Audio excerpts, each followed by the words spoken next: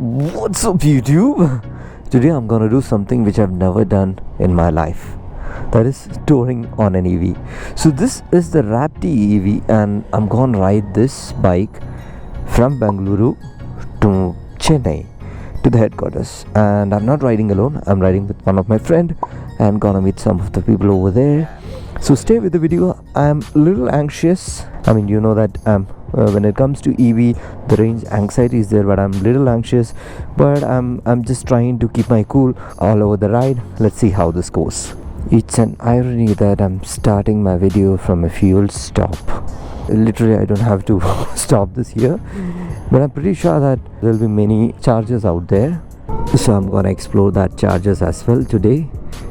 And the time is actually 4 o'clock in the morning. My friend is about to reach, so he has got the Raptee.HV T30, a different motorcycle, in his home. So we're gonna ride together to Chennai and let's see how this goes. The fun fact is today we don't have any loud exhaust, nothing. We're just in our own pace. We're gonna take it slow.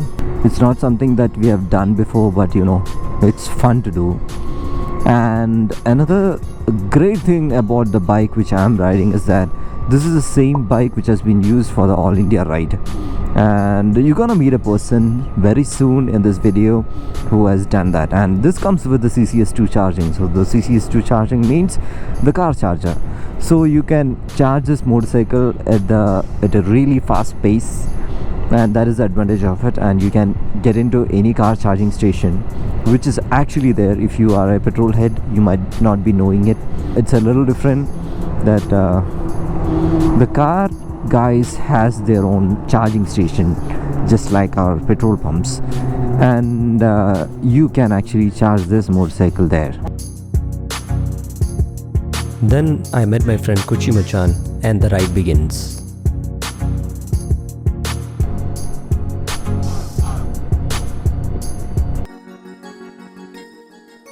After about an hour of ride, we started looking out for chargers, and we found one charger from a distance and planned to stop there. And here comes the surprise. It's not an EV charger, it's an AdBlue service station, and now we understood the fact that EV charging stations are unseen to petrol heads, and we have to be more careful in scanning the roadsides.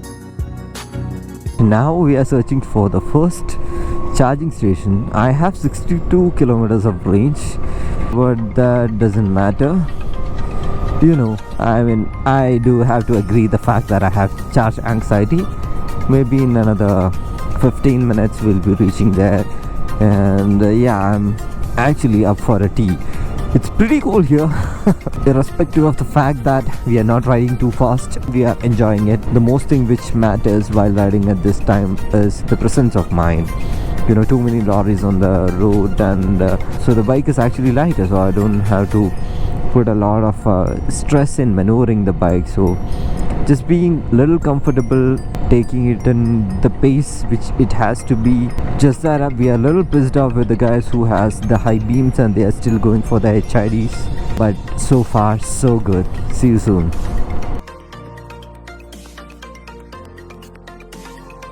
Station irka, electric charging station irka. Evlo ganna irka? And our first search for the charging station ends here. Everything cool.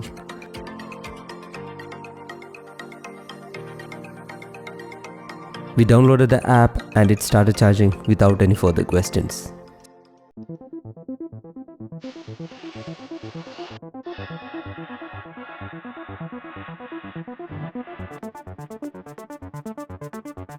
Spent 30 minutes there and we are about 90% charged. Nice to connect to a person who just bought a X47 the day before this.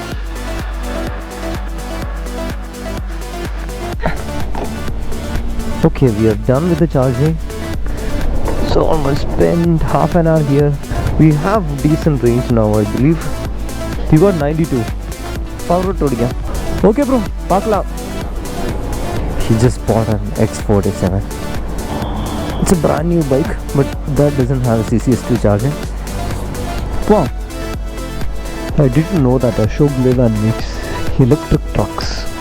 You know, we were about to be thrown out, but you know, then we convinced that this is the first bike which comes with a car charger, so then they allowed us to charge. So this thing is there that nobody will accept you when you go for a car charger. Pakla, right click. Finally I get to use the power mode. Oh, this is going to be fun. Open highways are my weakness. But soon we gotta realize that EV during long distance is not sprinting. We maintained a pace above all traffic and started having a massive dream. And now we gotta find a new station to charge along with a breakfast point.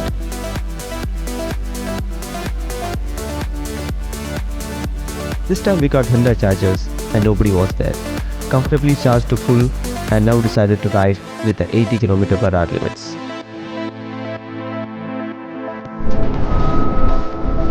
So we just finished our breakfast and started once again.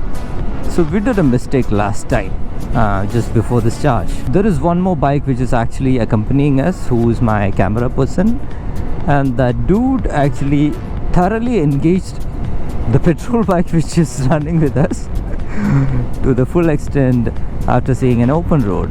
So me and my friend Machan tried to catch up with him. Like, this has 3 power modes: comfort, power and sprint. So comfort can go up to this 65 km, which is the most economy speed of this bike, and power goes up to 100 and 110, and it has great torque. Then the sprint actually feels like something which is similar to, or something which is above to 400cc. So we both were chasing that guy, and we lost him. That's one thing, because he was consistent in 140 to 160, but we lost a lot of charge in between, and because of our mismanagement on the charge and we had to stop. So 1 hour, and I think I got almost 95% of my charging, and we started our journey again. It's good, we are half the way, and 2 charges where one we mismanaged. And the thing is, like, I'm taking brake very comfortably. That's another one thing compared to in petrol bike. Yeah, we have very easy brakes coming on this, and maybe hope to reach Chennai in 1 or 2 charges. And now the pace is set. Ride is smooth. We start enjoying the journey, then sprinting.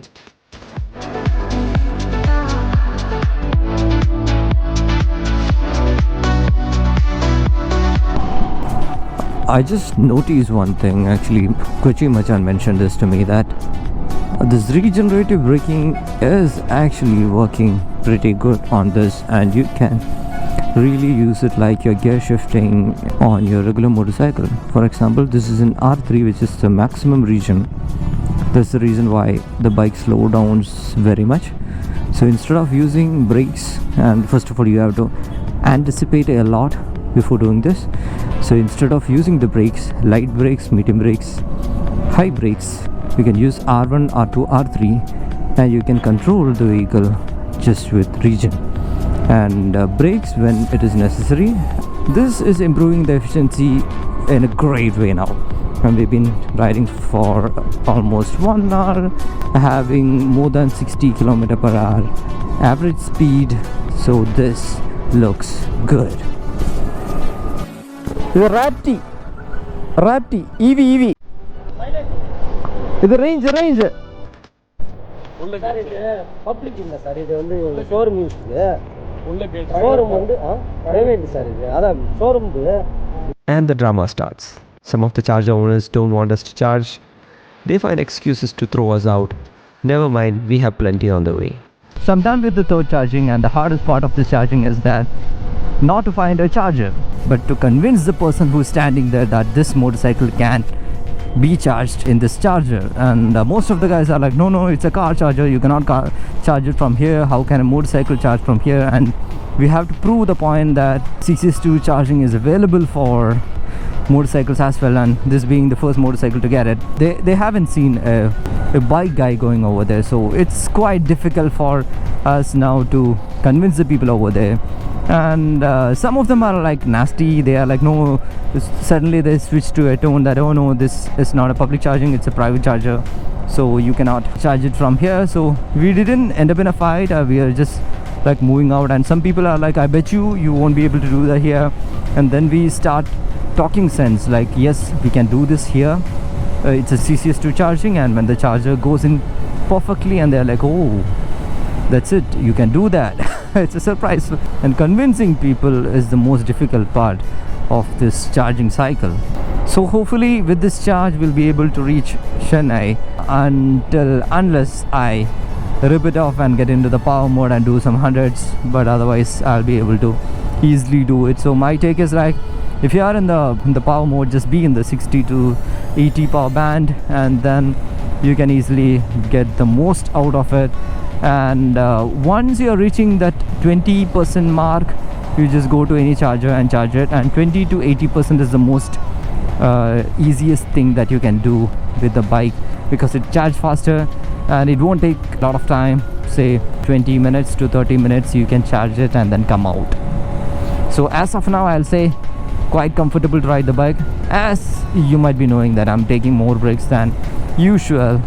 If it's an petrol bike, I would have done like just with single brake, but with the EV I'm taking more brakes, so perfectly comfortable with this kind of an ergonomics.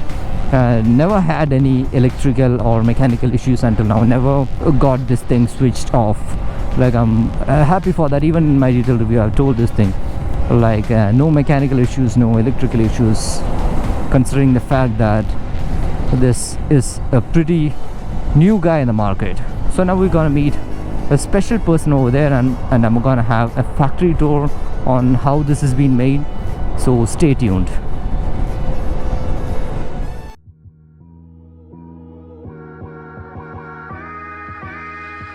So here it's all about process tolerance. The one thing is, We were welcomed by the CEO of Raptee.HV, Mr. Dinesh, who gave us a quick walkthrough of the product lineup and how they are making the motorcycles.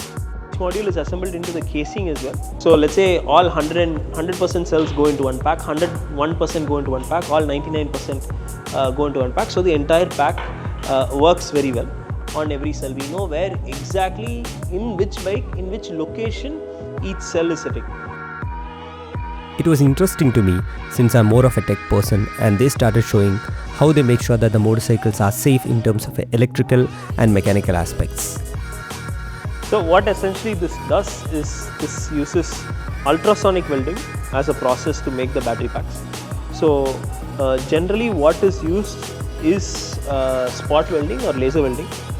With both spot welding and laser welding, what happens is that there's heat applied onto the cell. When there is any amount of heat applied to the cell, what happens is the cell starts deteriorating.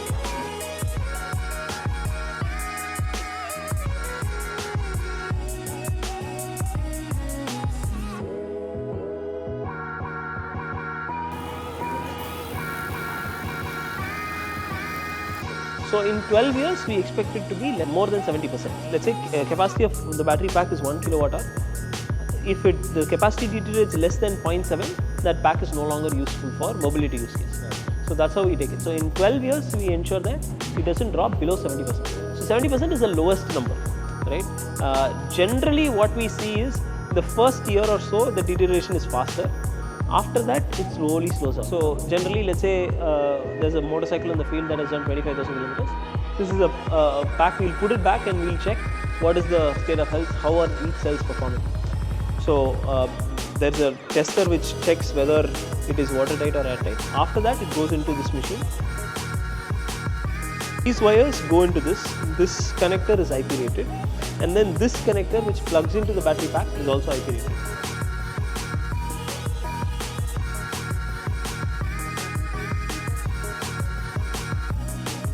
Not be any rattling, all of that small issues, no, all of that is sorted here.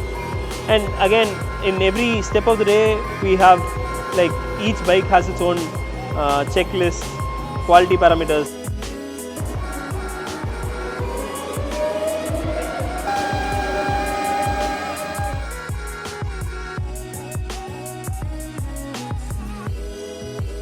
After this, we met Bala, who did all India ride of 7,500 kilometers on the Raptee.HV T30. So myself, Bala Manigandan. So I'm an assistant professor in Department of Visual Communication, Madras Christian College. I do ride in AVs for the last 3 years. I'll travel at S77. I've been to Leh Ladakh in 2023. Then this year during November I did a South Triangle ride which covers Chennai, Kanyakumari, Bangalore back to Chennai. Why EV? Basically to cut down costs, to reduce the fuel cost. I do want to have an experience on EV and break the myth that that EVs can also do long rides and cross countries. So this is what I want to make it as a big point to people who doesn't like electric vehicles. Basically, before choosing Raptee, I had a plan of doing an all India ride on my F77, which covers across the borders of India and the coastal part of India. I planned it in like kind of during my vacations. So since I'm working in a college, I get vacations during the month of April, May. The initial plan was on F77, as I said before, but there was a small issue happened with my bike. Charging time is more. The days are very less. So my plan didn't fit on that exact plan. I customized the plan that I go all the the major state capitals. We'll call this golden quadrilateral. Choosing Raptee is, because of the CCS charger, which has a big advantage. Even though we have a decent range on Raptee, the charging timing is very fast. So that when I calculated during my test ride, I thought that I can cover like exactly 400 to 500 kilometers per day, which means 12 to 14 hours in a day. So that worked out very well. So it depends upon the charging infrastructure. Every 50 kilometers we have charging infrastructure that has been developed. 70 to 80 is my plan. And every 80 kilometers I stop and charge. Maybe 4 to 5 stops per day, and each stops 45 minutes to 1 hour. So there are charges across India in all the routes which I planned. This plan initially I planned in car. So I planned accordingly so that I have some points there. So when this bike has a car charger, that it accepts the CCS2 charging. So it's very well fitted to my plans. So I can find the charges easily. There were difficulties of people accepting the bike to charge in a car charger. They initially didn't believe that it will charge there. We have to make them wait, understand, and open the port and plug in the charging cable. Then only they understand and they become cool. Before even we stop, the security runs in and come and say this is a car parking area, this is a car charger. You cannot charge a bike. So EV Joints and Plugshare was the major 2 apps which can find all the charges across the place. And for charging, we had multiple apps like Xeon, Glida, Charge Zone. Yeah, I do had charge anxiety. I'm confident that all the stretches has charges.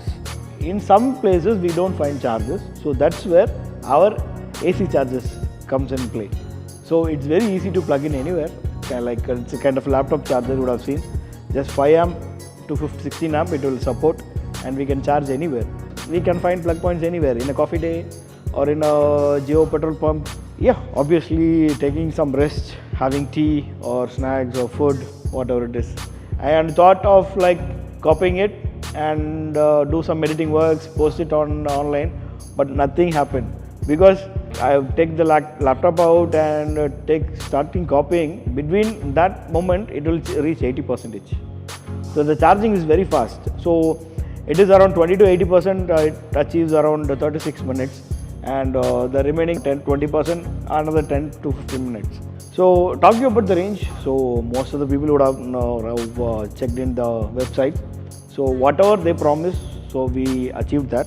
So I used the power mode. You would have seen we had comfort mode, power mode, and sprint mode. So basically use power mode only because that is the only thing will fall in good economy and good range and good power. So all these things comes together in power mode. I calculated in a way every percentage is equal to 1 kilometer. 80% is 80 kilometer. Below 20, I never go below 20% until unless if you're not finding any charging or a charging issue. I never go below 20. Speed is around 60, 65, 70 max. It will go. The top speed is 130, but still I want to be safe for myself and also like for the others, so that I put it on cruise on 65 and just cruise it normally. No, zero. It was totally zero. I didn't even get a puncture. That is what I would say. Yeah. So this is not a new bike. So this is a media-driven bike. Yeah. So they have ridden almost 6,700 kilometers. So I didn't take it fresh. They made it ready so that it is capable for the long ride. 7,500 kilometers. 90% was DC charging. No AC charging, DC charging, like high power. So I go, stop, immediately plug in the charger, and after charging is done, immediately take it off and immediately take the bike. This is what my entire ride was happening. So only 10% were in the hotels where we stayed. So we want to have it in a very slow mode. So it was like charging for the battery was 100% till the last time we reached Chennai. And calculating what you said, it is like 7,513 rupees. The 10% is like AC current, so that might be like reduced. So it'll be like approx 7,000. And food, 300 to 400 rupees per day if you're not like spending in a posh manner. Mostly I prefer to ride it night, the night times, because that's the time where the roads are free and no traffic, and the climate is also like good. I made sure that I don't want to spend too much of cost on stay. Yeah, like 80% the roads are well laid, like it's so good, but 20% like not bad roads. They are working on the highways, so that we have to take a detour on go on the service lane. So because of that, the 20% will go for the bad roads kind of thing. The bike performed well, yes. But this one had some good confidence because it has a good riding posture and also like kind of low, so that I can like keep my legs and manage it. And the weight is also very less. Traveling every 80 kilometers and charging. I think in a way that I get a good rest for every 80 kilometers, and I came fresh here. That's a major thing, without any tired. I never thought I would travel to all the states across the country and taste all the foods. The worst thing or the worst moment or anything related to that, I would say the stretch from Kolkata to Varanasi. There was a huge fog on the road. I would like to travel in the night, so that from Kolkata till Agra, fog that I have never seen in my life while riding. It was like pitch, zero visibility on the road, but luckily we didn't have faced any like accidents or any hindrances. Yes, obviously there are few stretches left. As I said, you're right, it was supposed to be the entire corners of India. Maybe the next ride I want to complete from Kolkata to the northeast part, complete the Rajasthan, Gujarat, Ran of Kutch and the topmost areas. So this is my next plan. The charging infrastructure in the northeast is getting ready. Yeah, I would like to like add on 2 fog lamps. Good visor would be good, and remaining all well and good. Yeah. Yes, the charging infrastructure is well good enough. A lot of fuel pumps are installing chargers, and they might be alive by the time we have completed. And most of the hotels on the highways and most of the restaurants on the highways are getting adapted to this. Comparing to other countries like China, whatever you say, it's all about mindset of the people. We cannot change drastically or immediately, because it took time for me to adapt this. For people or any youngsters, it might take some time to adapt. Adapting an EV purely needs understanding and patience. Well, that sums up my day with the Raptee.HV T30 and the makers. The ride, the struggle to find the chargers, meeting the Raptee team, walking through the production line, talking with Bala, all these made my day a memorable one. And I guess now I need some rest.